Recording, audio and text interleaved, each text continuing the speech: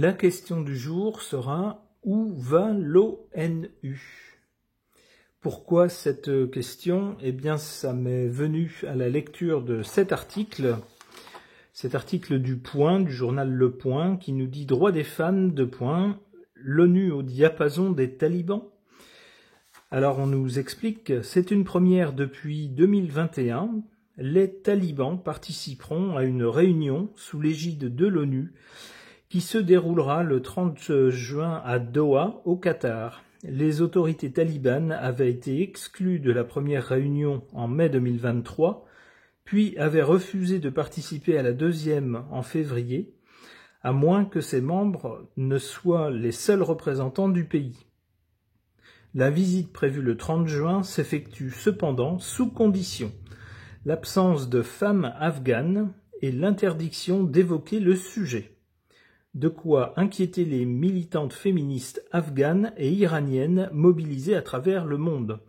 Alors je vous fais grâce de la suite de l'article, mais dans la suite de l'article, plusieurs personnes se montrent assez déçues et découragées par l'ONU qui a cédé devant les talibans, devant les exigences des talibans.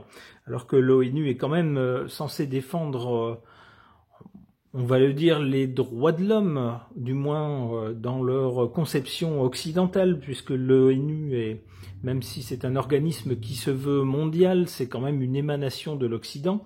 Eh bien là, il ploie tout simplement devant les exigences d'un pays qui ne respecte pas les droits, en tout cas, des femmes. Alors la question du jour, donc, c'est où va l'ONU ? Pour tenter d'y répondre, j'interroge le tarot de Marseille.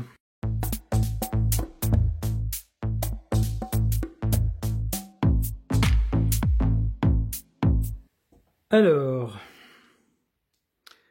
une suite de cartes qui m'apparaît très parlante dès le départ, pas bien difficile à interpréter et pas très en faveur de cet organisme. On a ici du côté de l'origine le diable, c'est-à-dire un organisme qui n'est pas impartial et surtout qui n'est pas honnête et qui travaille à ses propres intérêts. Il s'agit d'intérêts matériels, il s'agit sous des dehors. Alors avec le diable, c'est toujours la même histoire. On met en avant des prétextes jolis, des belles idées, mais en fait, ce ne sont que des prétextes. Par derrière, on défend des choses purement matérielles et bassement matérielles. Eh bien là, c'est ce qu'on a avec cet organisme-là. En tout cas, c'est ce que suggère le diable, cette carte du diable, qui nous parle donc d'embobiner les gens, d'embobiner les pays aussi, bien sûr, pour défendre les intérêts, en fait, non pas l'intérêt général, mais les intérêts de quelques-uns. Et ce sont des intérêts matériels. On voit donc ici toute la malhonnêteté, c'est ce que suggère cette carte, qui est prête d'ailleurs à toutes les compromissions, pourvu que ça serve ses intérêts.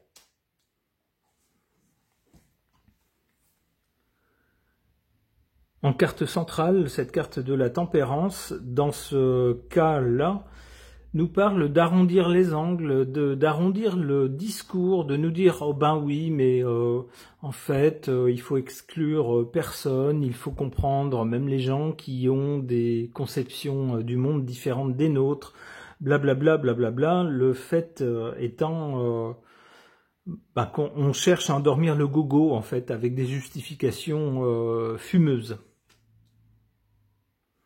Le résultat pour l'ONU, vous le voyez, avec la Maison Dieu, c'est un organisme qui est voué à s'écrouler dans le temps. S'écrouler ou exploser.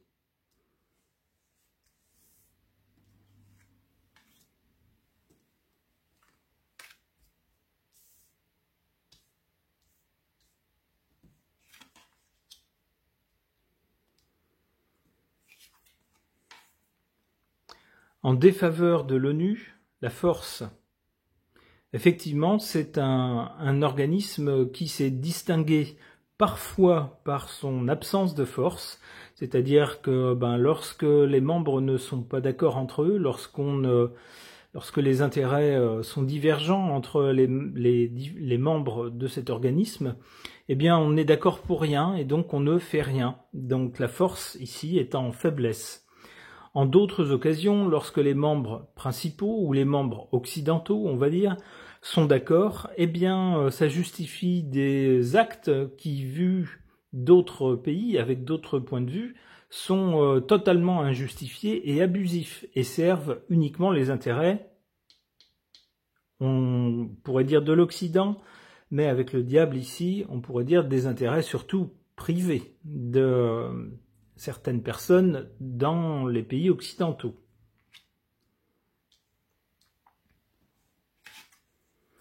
En carte forte ici, favorable à cet organisme, on a l'étoile. C'est toujours un organisme qui est tellement présenté comme une espèce de tribunal international avec des règles qui valent pour tout le monde, soi-disant, même si la réalité est parfois tout autre, que, mine de rien, il y a quand même une certaine aura autour de cet organisme. Cet organisme continue à être une sorte de recours, une sorte d'arène internationale où on peut porter à la connaissance de tous certains sujets. Et pour cette raison, c'est un organisme qui bénéficie, on le voit avec l'étoile, j'allais dire d'une protection. Pas pour longtemps, en tout cas avec la Maison Dieu ici, mais pour l'instant, encore, pour quelque temps sans doute, d'une aura particulière.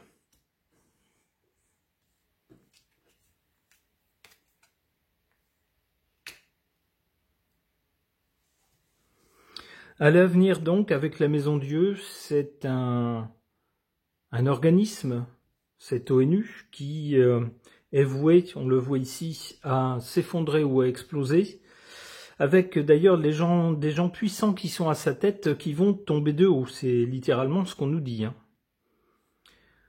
Sans doute leur dira-t-on un jour prochain, certains pays leur diront votre organisme ne nous intéresse plus, tout simplement. On a créé un organisme parallèle. En fait, hormis l'Occident qui a créé cet organisme, eh bien le reste du monde dira un jour à l'ONU, vous savez, l'Occident n'est qu'une petite partie désormais du monde, et le reste du monde s'est organisé avec ses propres institutions, et nous sommes majoritaires dans le monde, et participer à votre institution, maintenant, qui est minoritaire, ne nous intéresse plus. Et donc celle-ci, fatalement, s'effondrera. On a avec cette carte ici du pape des questions idéologiques qui vont être liées à cette chute. Des questions idéologiques sans doute sur la prééminence de l'Occident qui touche à sa fin et qui pendant longtemps, avec cette carte du diable ici surtout on le voit, à l'origine a bien créé des organismes pour servir ses propres intérêts sous couvert de servir l'humanité tout entière. Eh bien ce sont des points de divergence idéologique, nous dit-on, qui seront liés à cet écroulement à venir. D'autres personnes auront d'autres croyances, d'autres conceptions que celles occidentales. Et voilà, avec la roue de fortune, on nous dit que ça va changer, que ailleurs dans le monde, eh bien, on ne sera plus calé sur les valeurs, les croyances de l'Occident, mais que les choses vont changer.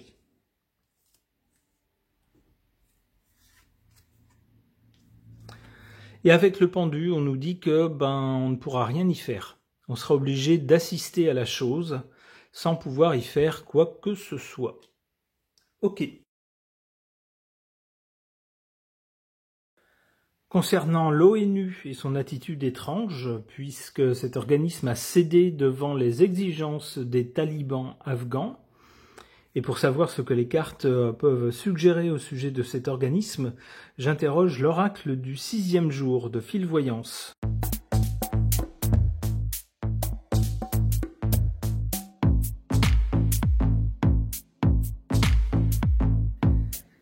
Que suggèrent ces cartes au sujet de l'ONU ?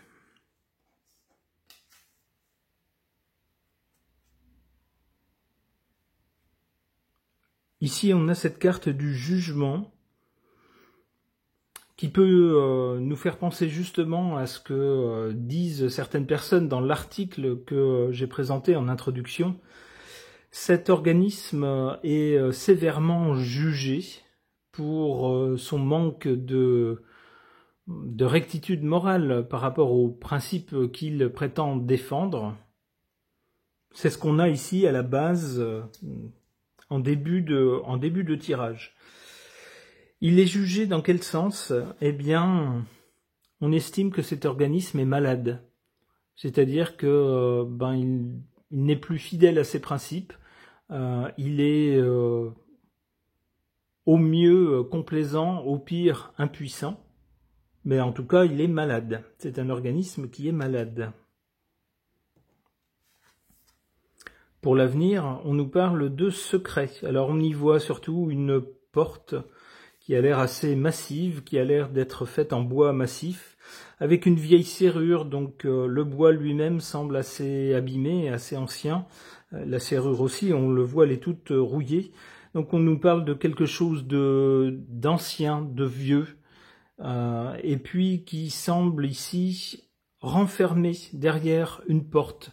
Donc un truc en fait qui va se refermer sur lui-même, en quelque sorte hermétique au reste du monde, ne faisant plus partie du reste du monde. Normalement, l'ONU est censée justement prendre le pouls de l'ensemble des pays du monde, est censée régir l'ensemble des pays du monde. Ici, avec cette carte, on voit au contraire quelque chose qui est un peu un anachronisme, quelque chose qui, au fil du temps, s'est détaché en fait des réalités du monde. Et puis ça reste un groupe de gens qui sont derrière une porte et qui prennent des décisions, mais en fait qui, grosso modo, ne concernent qu'eux-mêmes, et puis n'ont pas vraiment ont de moins en moins de portée sur les événements.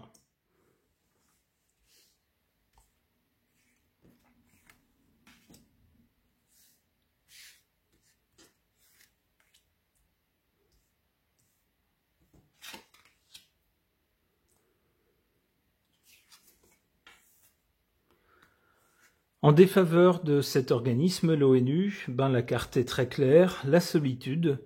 C'est un organisme qui va se retrouver avec quelques personnes bien payées, prenant des décisions, mais en fait, cet organisme, plus grand monde ne l'écoutera. Si, peut-être un peu plus dans l'Occident, on s'attachera à cet organisme qui est lié à l'Occident, on dira encore que c'est un organisme important, mais ailleurs dans le monde, bof, on se dira bof, bof. Et puis on oubliera, on ne l'écoutera plus et cet organisme restera tout seul dans son coin. C'est ce que nous dit cette carte de la solitude. Alors j'ai mis les verbes au futur, mais il semblerait, étant donné cette ligne-là, que ça soit déjà le cas.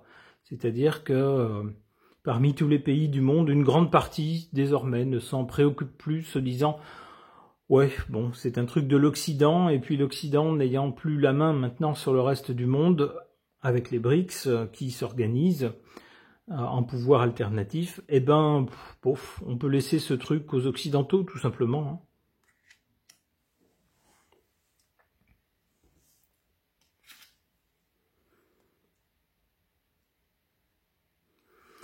En faveur de cet organisme de l'ONU, cette carte du drapeau rouge qui signale un danger.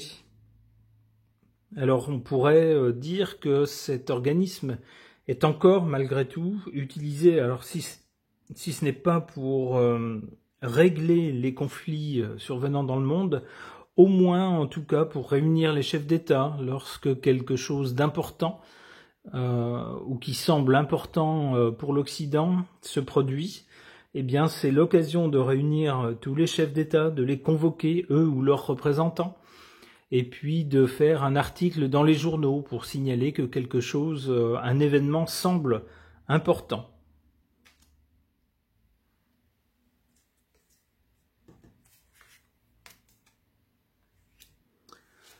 Bon, du côté de l'avenir, avec après cette carte du secret, qui va bien avec la carte ici de la solitude, je vous le disais tout à l'heure, une institution qui est vouée à se replier sur elle-même, être renfermée sur elle-même, indépendante du reste du monde et duquel le reste du monde ne s'occupera plus, eh bien on aura donc un changement. Ça sera un changement, puisque jusqu'à présent, l'ONU était censée être l'organisme qui réglait au niveau mondial les affaires du monde.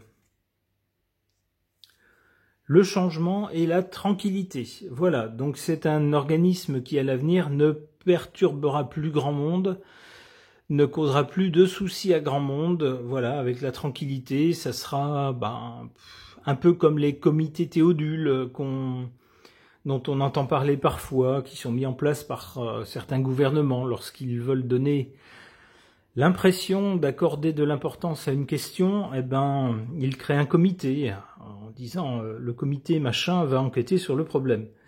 Bah là c'est pareil, ça sera un comité, ça deviendra une sorte de comité truc-muche qui parlera des affaires du monde, parlera oui mais n'agira pas beaucoup. Allez, une dernière. La tendresse. Peut-être qu'avec le recul, on aura de la tendresse pour cette vieille institution qui n'aura plus de prise sur les affaires du monde. C'est comme ça que je comprends cette carte. Cette carte qui va clore ce tirage au sujet de cette institution qui, semble-t-il, selon le tirage, a fait son temps. Ce tirage est maintenant terminé. Merci de l'avoir suivi.